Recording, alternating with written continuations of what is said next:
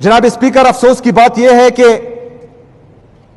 میرے صوبے کی پولیس اور سی ٹی ڈی، جس طرح انہوں نے کہا،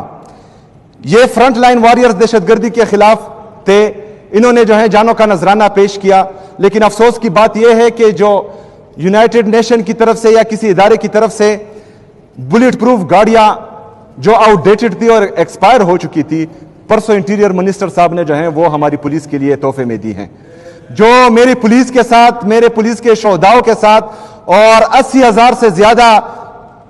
شہداء جو اس صوبے نے پیش کیے، ان کی تضحیق میں سمجھتا ہوں کہ ہے، اور آج میں نے باقاعدہ فیصلہ کر دیا ہے کہ ان کو یہ ہم واپس کریں گے انشاءاللہ تعالی۔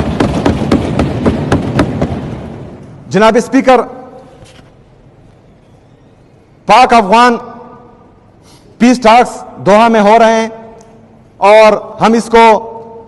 خوش آئند بھی سمجھتے ہیں، لیکن اس حوالے سے جو